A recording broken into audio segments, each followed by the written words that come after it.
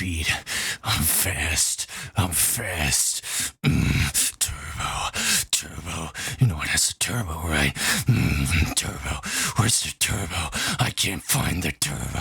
Where's the turbo? 1987 Chevy Sprint Turbo. Yeah, this thing existed.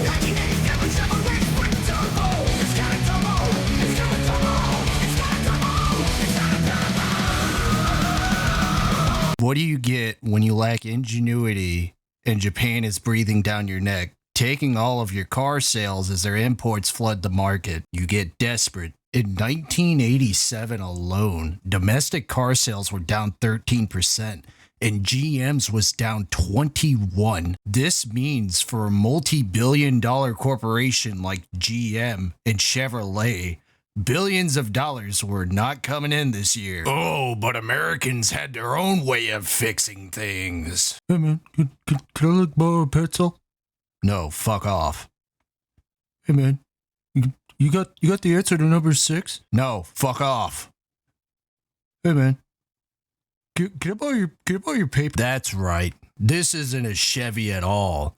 This is a Suzuki Cultus, or a Suzuki Swift, or a Suzuki Forza, or a GM Firefly.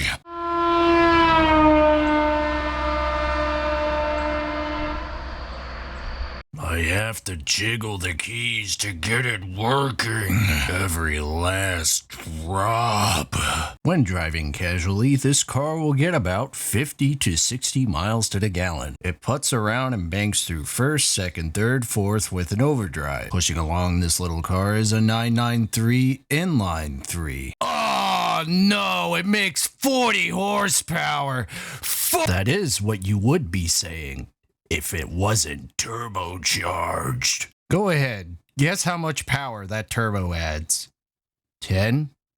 15. This thing makes 72 horsepower. And it weighs 1,600 pounds. That means this thing has a better power to weight ratio than the NA Miata. And yes, it is a lot faster. It will climb mountains faster. It will stop faster. It will do everything faster than a Miata. Now let me be clear. This is for the NA Miata, not the NB. That's still in a different tier. This thing is criminally quick. It should not go the speed it does. You can push this thing so fast that the gearbox will grenade itself. I've pushed this car so quick down the highway that I had a fear of tire delamination. And trust me, on 12-inch Steelies, you don't want the wheels to burst. How does it drive? Like a wet bowl of cereal. Everything's squishy, mushy, slow, sluggish. The gearbox is like a nasty warm oatmeal, while the brakes are a terrible broth of soup. Power? There is none. There's no power until you get above 3,000 RPM, and all that power ends at 4,500. So you hit 3,000, you're like, because you already hit 4,500. And it's like there's something amazing there. There's something kind of intoxicating about that small power band that's like so tiny you have to perfectly shift and stay in there. Handling? Jesus, dude, we're not even going to talk about it. Anything above 50 miles an hour, understeer city. The tires will scream and screech as you try and push this thing to the edge. The small 12-inch tires will scream. And this thing, no safety. You have nothing. You are nothing. You are less than anything. Your legs, those are your new crumple zones. You won't believe how many people have asked, does it have an airbag? No, it doesn't. What happens if you get in a wreck? I guess I get hurt.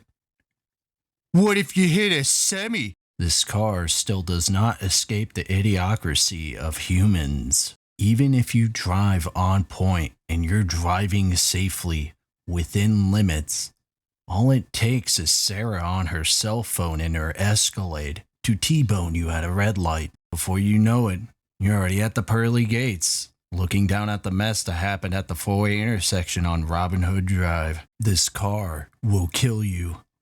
Other people will kill you. This car is not safe.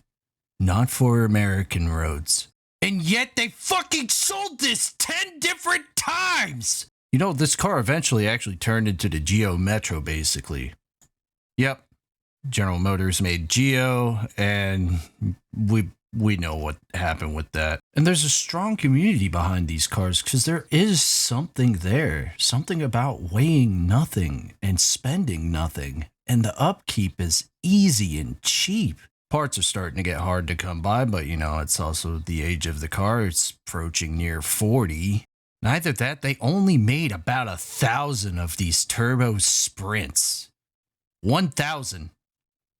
That's not a lot. Honestly, it probably has to do with the fact that none of these cars should ever approach triple digits in their lifetime. I know I keep emphasizing how fast this car can go, but when you're traveling above speed and all the windows and bodies start cladding and shuddering about, it puts life into perspective. You start to realize, maybe I shouldn't go this fast. You know what? I think I'm going to slow down. 55 miles an hour? That sounds perfect. You know, I do have a family back at the home. Maybe they'd like to see me when I get there. And at the end of the day, honestly, that's what this car is about. Just driving, commuting. They didn't have to put a turbo on this thing. But they did, because they were taking Fendt. This car is the equivalent of a rucksack with a seat belt. They didn't have to make it, but for some reason, 1,050 of these existed, and I got to own one. And that's scarcity. Sure, it might not be a 1 in 300 manufactured Ferrari, but it's something unique, something that defined me. This car was me. It's chaotic. It's unbearing, it's unwielding, but it's also fun and carefree. Would I have had more fun in any other vehicle? Sure, but you can always try and chase the Halo cars.